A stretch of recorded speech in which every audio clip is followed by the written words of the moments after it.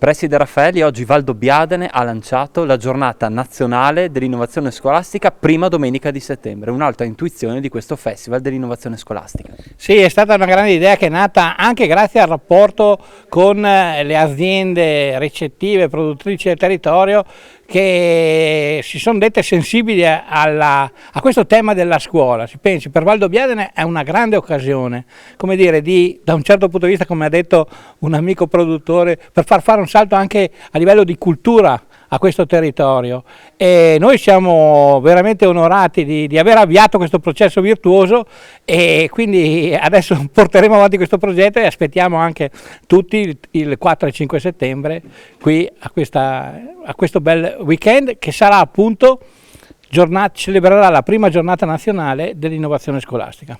L'assessore regionale Donazzan ha detto: mi impegnerò a far venire più regioni possibili in presenza qui a Valdobbiadene, un impegno non indifferente. Sì, e onestamente anche per il territorio è una grande occasione, potrebbe essere il primo grande momento in cui si valorizza il riconoscimento dell'UNESCO a patrimonio dell'umanità di queste colline, e quindi anche un incentivo al turismo scolastico ed enogastronomico veramente importante. Quindi noi questi due mondi, il mondo della scuola e il mondo produttivo, che si incontrano qui in questo posto, insomma, è molto significativo. Ed è stato detto anche il ministro dell'istruzione in presenza. Verrà in presenza, ci ha garantito che sarà qui e quindi lo accoglieremo. Da buon robagnolo noi gli faremo festa con i nostri prodotti.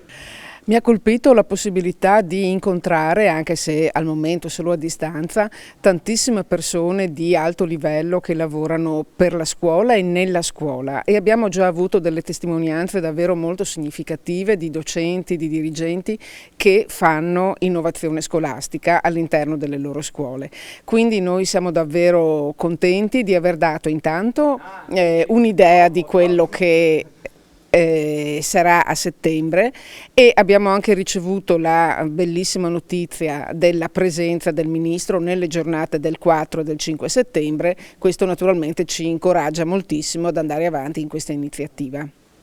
E tutte le proposte che sono arrivate dal sud, insomma, siamo riusciti oggi a sfatare tutti i pregiudizi sul mondo della scuola che va da Roma in giù. Ah, certo, abbiamo avuto già oggi una testimonianza interessantissima di esperienze di innovazione didattica che vengono attuate proprio nelle scuole del sud. Credo che avremo veramente molto da imparare da questo confronto e da questo scambio con scuole provenienti da tutte le parti d'Italia.